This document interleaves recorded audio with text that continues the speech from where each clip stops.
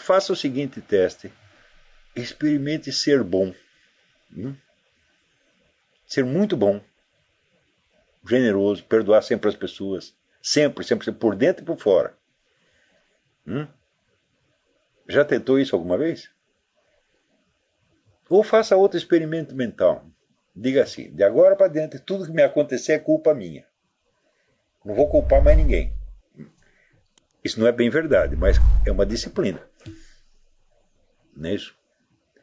Quando você se irritar por pequena coisa, engula, fique quieto e faz de conta que não aconteceu, porque não tem coisa mais deprimente e mais prejudicial do que você se irritar por pequenas coisas. Por exemplo, com crianças. A criança, sei lá, derruba um prato, então você fica louco da vida. E por quê? É um pecado derrubar o prato? A criança cagou na fralda na hora que você estava pensando em outra coisa. É pecado, ela fez alguma coisa moralmente errada. Digo, mesmo se fosse moralmente errado, não é para você condenar. Então pensa assim, aquilo me incomodou. Fala, mas é pecado incomodar você? Quem é você? Então assim, olha, não é pecado incomodar o Olavo, não é pecado encher o saco do Olavo. Então por que eu vou ficar bravo com essas coisas? Pensa assim, da hora em dentro eu só ficarei bravo com aquilo que ofender a Nosso Senhor Jesus Cristo, Nossa Senhora, ou o Espírito Santo.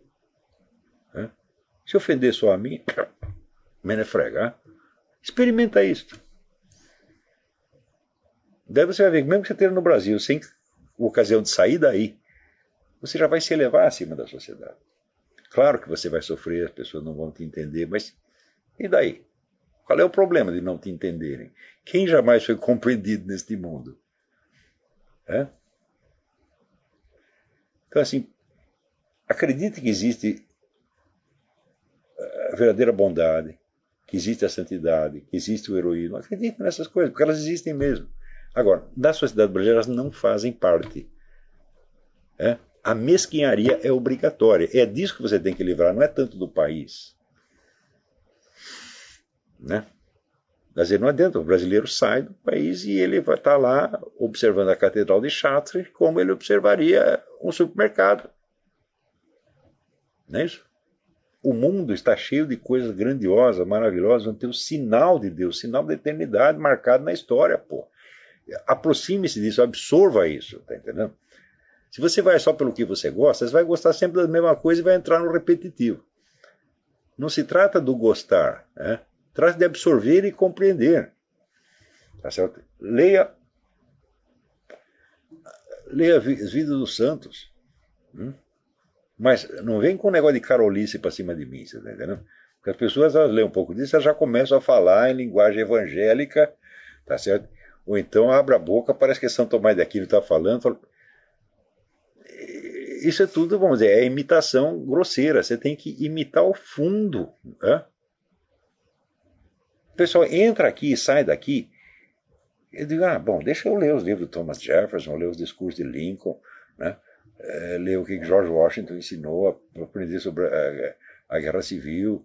Afinal de contas, existe uma experiência histórica aqui e muito rica. Não, o pessoal não quer saber de nada, pô. Eles querem ir comprar bugiganga em Miami. E ainda sai julgando o país. É uma coisa incrível. Olha, isso aí eu aprendi há muito tempo que a gente não deve ser assim. Você deve ser um bom viajante. Quando você chega num país, você deve tentar ver tudo com amor. E com respeito. E não você já ficar criticando o país. Afinal de contas, você acabou de chegar, porra.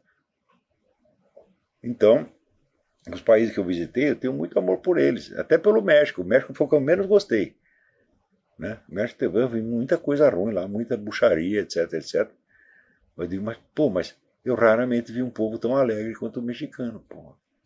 E a música popular tão maravilhosa quanto a mexicana, que dá de 10-0 na brasileira. Na Colômbia, na Romênia. Eu vi modos diferentes de ser que trazem em si uma virtude, uma riqueza. Tá certo? E aqui na América, então, nem se fala. O que eu vi de exemplo de bondade, de honradez aqui. Mas pessoa comum, você está entendendo? Uma coisa fundamental. O americano se preocupa sempre com o seguinte: qual é a coisa certa que eu devo fazer? O brasileiro nunca faz essa pergunta. Ele parte do princípio de que ele é o certo, ele é a encarnação do bem e o que for contra ele está errado. Então nunca aprende nada, porra.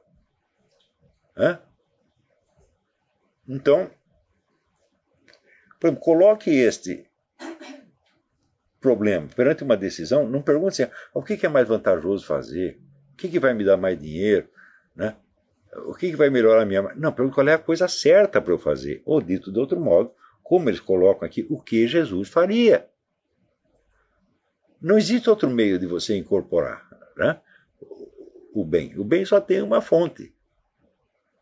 E para incorporar essa fonte, você precisa da ajuda de muita gente, às vezes de uma sociedade inteira. E se não tem a sociedade está ruim, depois, meu filho, tem a história, tem os documentos históricos, e tem um negócio chamado avião, que você toma e você vai parar em outro lugar. Né?